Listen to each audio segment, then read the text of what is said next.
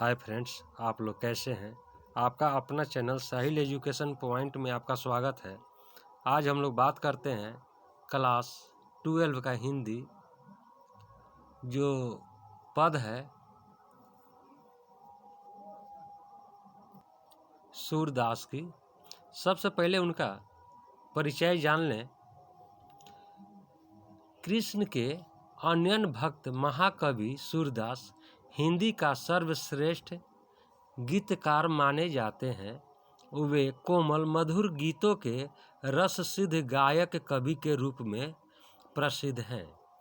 उनका जन्म दिल्ली से 8 किलोमीटर दूर सिही नामक गांव में अनुमानतः 1478 में सारस्वत ब्राह्मण परिवार से हुआ था।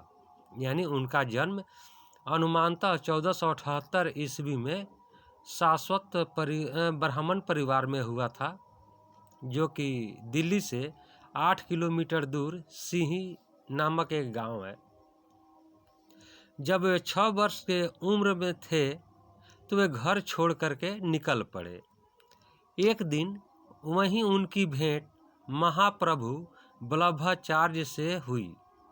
उन्होंने सूरदास को पुष्टि मार्ग की दीक्षा दी। धीरे धीरे सूरदास की ख्याति बढ़ती चली गई। सन 1545 में वल्लभाचार्य के पुत्र गोसाई विठलनाथ ने जब अष्टछाप की स्थापना की तो उसमें सूरदास को महत्वपूर्ण स्थान दिए। एक सफल गायक कवि के रूप में इनकी ख्याति को देखते हुए सम्राट अकबर ने इन्हें अपने दरबार में सम्मानित स्थान देने की इच्छा जाहिर की, लेकिन सूरदास ने इसके लिए अपनी स्वीकृति नहीं दी।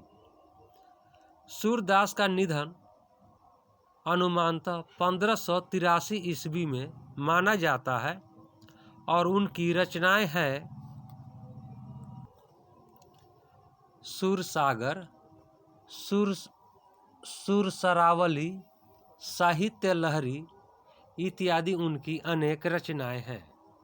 ये था उनका परिचय। अब हम लोग उनके द्वारा लिखित पद को पढ़ें और उसका भावार्थ को समझें। पहला पद है, जागिए ब्रजराज कुंवर कंवल कुसुम फूले। अर्थात कवि कहते हैं, देखिए इसमें उनके बालपन की,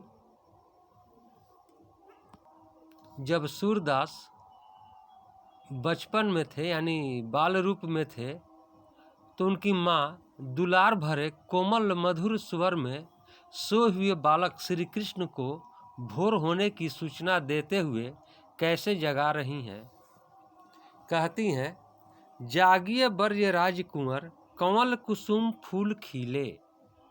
अर्थात हे ब्रजराज, भोर हो रही है, जागिए, कमल के फूल खिल उठे हैं।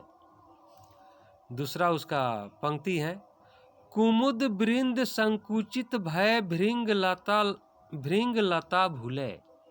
अर्थात कुमुद के पुष्पों ने अपनी पंखुड़ियों को समेट लिया है, भंवरे लताओं में छिप से गए हैं। तीसरा पंक्ति है, तमचुर खग रोर सुनहु बोलत बनराई। अर्थात मुर्गों एवं अन्य पक्षियों का कोलाहल सुनाई दे रहा है। तमचुर का मतलब होता है मुर्गा। मुर्गों एवं अन्य पक्षियों का कोलाहल सुनाई दे रहा है। वनराज अर्थात वन के वृक्ष आवाज दे रहे हैं। चौथा पंक्ति है, रामती गो खरकानी में बछरा हित धाई। अर्थात बाड़ों यानी गौशालाओं को बाड़ा कहा जाता है। बाड़ों में गाय बोल रही है तथा बछड़ों को दूध पिलाने के लिए दौड़ी आ रही है। फिर अगला पंक्ति है, विधु मलिन रवि प्रकाश गावत नर नारी। अर्थात चंद्रमा का प्रकाश क्षीण हो चुका है और सूर्य का प्रकाश यानी सूर्य की किरणें फैल रहा है। अंतिम इसका लाइन है पहला पद का, सूर्य श्याम प्रातः उठो अंबुज कर धारी, अर्थात नर और नारी भजन कीर्तन गा रहे हैं, हे कृष्ण हे श्याम अब जागिए सवेरा हो गया है। चलिए अब इसको एक बार हम दोहरा देते हैं इसके अर्थ को। ये प्रथम पद में माँ जसोदा अपने पुत्र श्री कृष्ण को कैसे जगाती हैं, हम इसका अर्थ बता देते हैं। माँ जसोदा कहती हैं, हे ब्रजराज भोर हो रही है, जागिए, कमल के फूल खिल उठे हैं, कुमुद के पुष्पों ने अपनी पंखुड़ियों को समेट लिया है, भंवरे लताओं में छिप गए हैं, मुर्गा एवं अन्य पक्षियों का कोलाहल सुनाई दे रहा है, वनराज आवाज दे रहे हैं, बाणों में गाय बोल रही है तथा बछड़ों को दूध पिलाने के लिए दौड़ी आ रही है। चंद्रमा का प्रकाश अब क्षीण हो चुका है और सूर्य की किरणें फैल रही है। नर और नारी भजन कीर्तन गा रहे हैं, हे कृष्ण हे श्याम अब जागिए सवेरा हो गया है। सूरदास के दूसरे पद में उनके भोजन करने का यानी माँ जसोदा कृष्ण को भोजन करा रही हैं उसी का वर्णन किया गया है। तो कैसे वर्णन है इसको हम लोग समझें। जेवत श्याम नंद की कन्या यानी बालक कृष्ण नंद बाबा की गोद में बैठकर खा रहे हैं। कछुक खात कछुक धरनी गिरावत, छवि निरखती नंद रानियां, अर्थात कुछ खा रहे हैं कुछ भूमि पर गिरा देते हैं।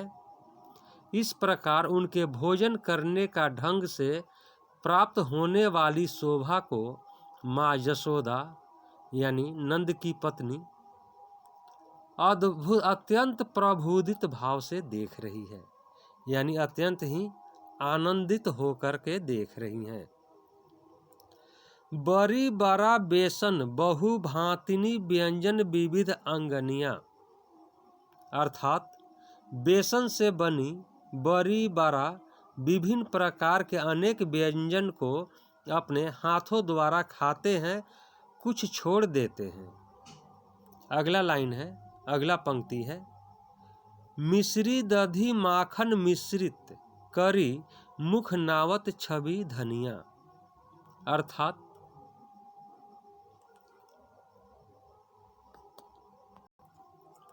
डारत खात लेत अपने कर रुचि मानत दधी दोनिया, अर्थात दोनी यानी मिट्टी का पात्र होता है, मिट्टी का बर्तन जिसको हम लोग भोजपुरी में दोना कहते हैं। दोनी में रखी हुई दही में विशेष रुचि ले रहे हैं, उन्हें दही अत्यंत ही स्वादिष्ट लग रहा है।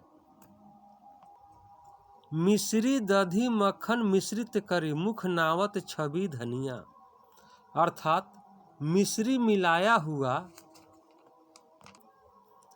दही तथा मक्खन को अपने मुख में डाल लेते हैं, उनकी यह बात सुलभ लीला धन्य है।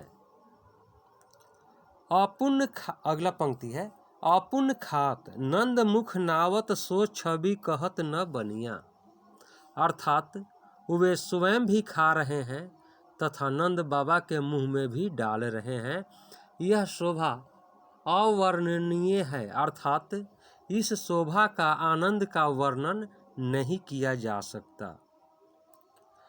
अगला पंक्ति है, जो रस नंद जसोदा बिलसत सो नहीं तीहूं भुवनिया, अर्थात जिस रस का पान नंद बाबा और जसोदा माता कर रही हैं, जो प्रसन्नता जो खुशी उन दोनों को हो रही है वह तीनों लोक में दुर्लभ है, जो प्राप्त नहीं हो सकती है।